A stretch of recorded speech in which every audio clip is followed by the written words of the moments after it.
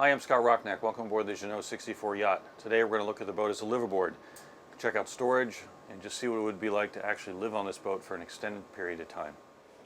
In the owner's stateroom, we have his and hers hanging lockers that have lights that turn on when you open the door, and his and her drawers. There are 3 on each side, with the large one being on the bottom. On either side of the berth are 2 drawers, 2 shelves, a shelf space, and underneath where I'm sitting is a large space. It can take 2 large duffel bags. On the port side there's a workspace. At the foot of the bed is a built-in flush TV. Of course I have full standing headroom in this aft cabin, and behind me is access to the owner's head. The boat also has his and her cabinetry. One is larger than the other. You can fight over that, but there's also another larger cabinet aft that can hold towels, and there's space underneath the sink as well, two areas. There is plenty of storage in the aft head for live aboard. Additional storage is underneath of the berth. Ventilation is handled by 2 ports overhead, natural light from the side. There's an air conditioning separate control in this aft cabin. Natural light through the side port that has a shade. There's a shading screen on the overhead hatch, and that's symmetrical on both sides of the boat. Good ventilation in the aft cabin. It also has air conditioning and heat. These aft hatches have an attachment that allows you to get out of the hatch as a secondary exit. Light switches are by the door and at the head of each side of the bed.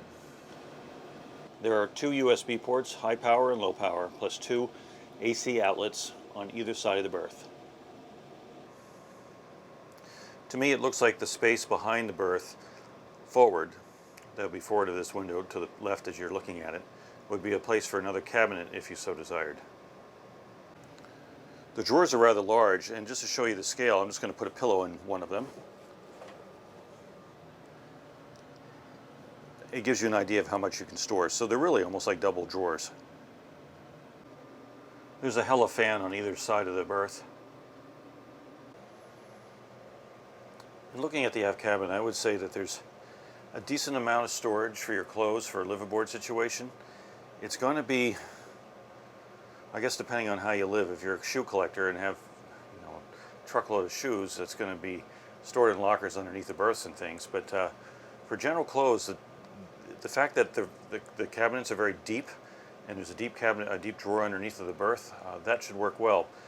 But if you really are a clothes hound and really like to have a lot of things, there's a head here, a day head, that could be converted to a very large closet, if you don't mind just using the heads that are in the cabin during normal sailing. For example, the 2 forward cabins each have a large head and shower, and there's a large head and shower here. If you're going to do a lot of offshore handling and have a lot of crew coming and going, then you might want to just keep this head because it's an easy one to get to.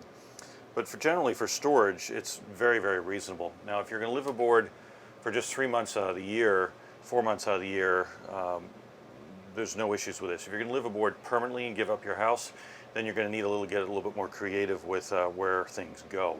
The Galley, you're going to find, has a lot of storage for food, and there's a lot of places on the boat to put food. And again, the clothes storage is good in all the cabins. There is a bunk room on the starboard side of the boat that if you're not going to use that, you could put a lot of bags in there and have the kind of bags that you can access easily. Or it could be a large closet. In this particular configuration, there is a bunk bed starboard side near the companionway hatch. It's a great berth for offshore deliveries. It's certainly center of the boat. It has an up and down berth. They're both very comfortable. You can have lee cloths on them. Easy access to the companionway.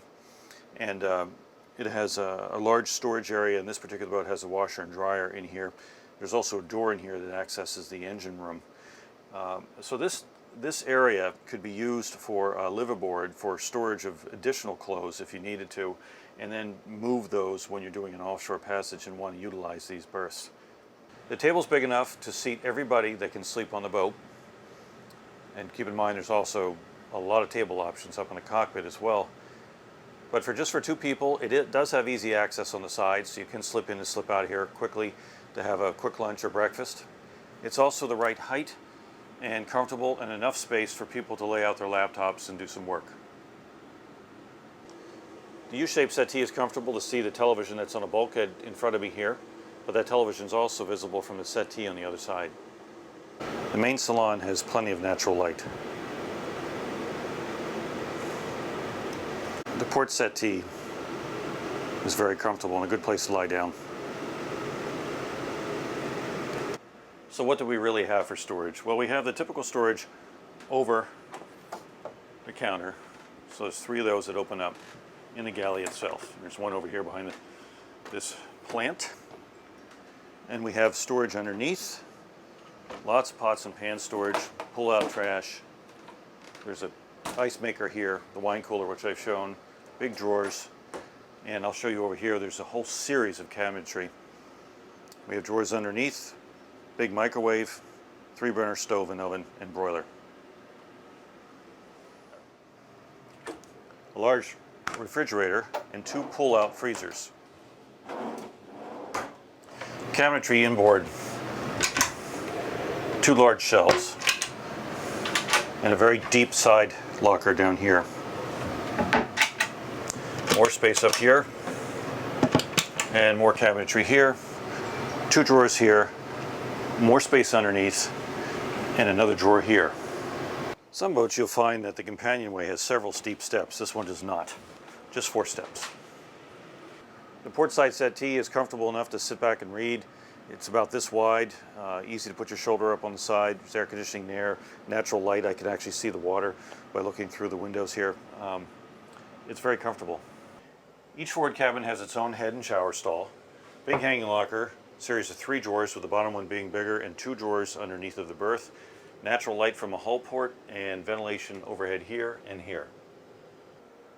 In both of the cabins they have similar berths. They're just mirror images of each other.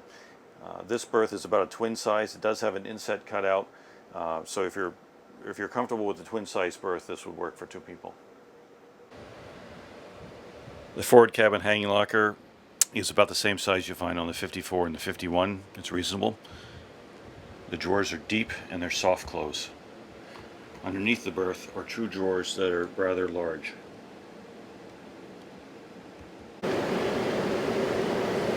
The forward heads are spacious for the amount of storage that they have. A door through the shower stall leads to the skipper's cabin.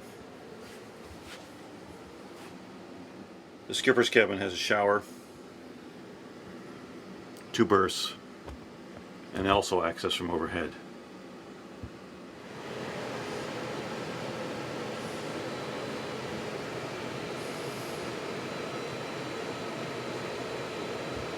The engine is a D4 Volvo, 4-cylinder, turbo, 180 horsepower. The engine room has very good access to the expansion pump, filters, water filters, air conditioning pump. On top of the cabin in the cockpit forward is a hatch for the bunk beds in this model. And this hatch allows ventilation in the galley. The throttle is on the starboard wheel, as is the bow and stern thruster. The port helm station has a Ray Marine multifunction display and also a smaller multifunction I-70. These 2 hatches are for access to the aft cabin.